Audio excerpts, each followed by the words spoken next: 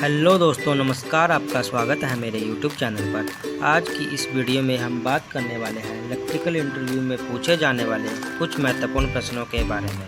पहला प्रश्न है, ट्रांसफार्मर में कितनी वाइंडिंग होती है। दूसरा प्रश्न है, ट्रांसफार्मर की न्यूट्रल को ग्राउंडिंग क्यों करते हैं। तीसरा प्रश्न है, मोटर में कार्बन बुश क्यों लगे होते हैं। और चौथा प्रश्न है, सीरीज टेस्टिंग लैंप का उपयोग क्यों किया जाता है।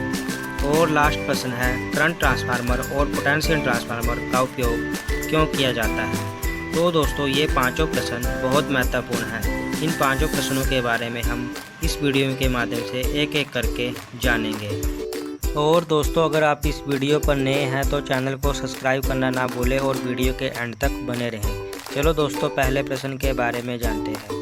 तो पहला प्रश्न है, ट्रांसफार्मर में कितनी वाइंडिंग होती है। इसका आंसर है, ट्रांसफार्मर में दो बाइंडिंग होती है, एसटी साइड और एलटी साइड। एसटी साइड की बाइंडिंग जो होती है उसके कनेक्शन डेल्टा में होते हैं और एलटी साइड की जो बाइंडिंग होती है उसके कनेक्शन स्टार में होते हैं। और एलटी साइड की जो बाइंडिंग होती है जिसके कनेक्शन स्टार में होते हैं वहीं से हमें न्यूट्रल वायर भी मिलती है। चलो दोस्तों, अगले प्रश्न के बारे में जानते हैं। अगला प्रश्न है, ट्रांसफार्मर की न्यूट्रल को ग्राउंडिंग क्यों करते हैं। इसका आंसर है, ट्रांसफार्मर की न्यूट्रल को इसलिए ग्राउंडिंग करते हैं ताकि इसमें कोई वोल्टेज या एम्पीयर ना आए।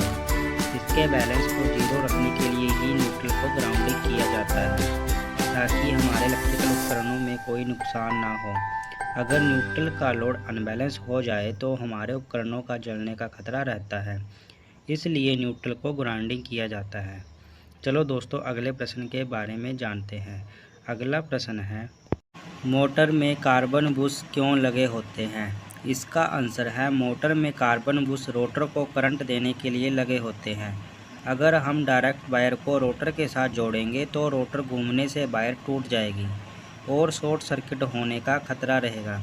इसलिए रोटर के साथ कम्यूटेटर लगा होता है जिसके साथ कार्बन बुश को जोड़ दिया जाता है, जिससे रोटर को सप्लाई मिलती रहती है।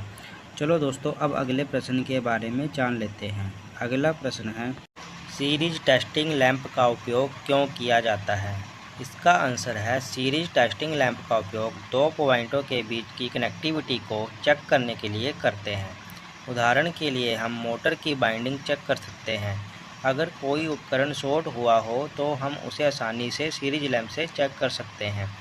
चलो दोस्तों, अब अगले प्रश्न के बारे में जानते हैं। अगला प्रश्न है, करंट ट्रांसफार्मर और पोटेंशियल ट्रांसफार्मर का उपयोग क्यों किया जाता है। इसका आंसर है, इनका उपयोग वहाँ किया जाता है जहाँ पर बड़ी मात्रा में करंट और वोल्टेज का उपयोग किया जाता है। इनका उपयोग करंट और वोल्टेज मापने के लिए किया जाता है। तो दोस्तों, उम्मीद है आपको इस वीडियो के माध्यम से कुछ बेहतर जानकारी मिली होगी। धन्यवाद।